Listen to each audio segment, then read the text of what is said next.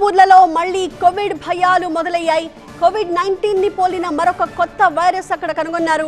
Covid కి తోడు Adreno virus, rhino virus లు కూడా కలిపి అటాక్ ఇస్తున్నట్టుగా తెలుస్తోంది. మొదట హాంకాంగ్ లో 17-13 నెలల చిన్నారులకు ఈ కోవిడ్ సోకింది. మే 3న నిర్ధారణైన కేసులు ఒక్క వారంలోనే వేలల్లో బాధితులు వచ్చేలాగా తయారైంది సిచ్యువేషన్. సింగపూర్లో వారంలో 14,200కి పెరిగాయి కేసులు. సింగపూర్, హాంకాంగ్లో మాస్క్ రూల్ని ఇప్పుడు అమలు చేస్తూ ఉన్నారు. వైరస్ వ్యాప్తి, తాజా పరిస్థితిపై WHO ఆరా తీస్తోంది.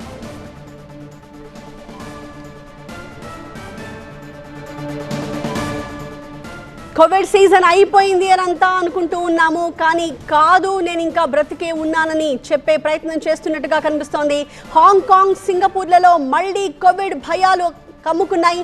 కోవిడ్-19 ని పోలిన మరొక కొత్త వైరస్ ని అక్కడ కనుగొన్నారు. కోవిడ్ కి తోడు అడినో వైరస్, రైనో వైరస్ లు కూడా కలిపి ఒకేసారి అటాక్ ఇస్తున్నట్టుగా కనుగొన్నారు డాక్టర్స్.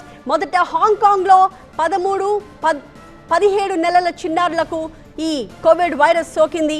అయితే మే 3న కేసులు నిర్ధారణ అయ్యాయి.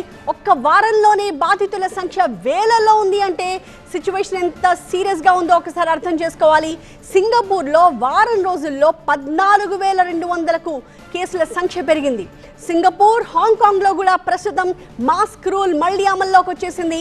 అయితే ఈ వైరస్ ఎంత వేగంగా వ్యాప్తి చెందుతుంది, తాజా సిచ్యువేషన్ ఏంటి అన్న దానికి సంబంధించి WHO ఆరా తీస్తోంది.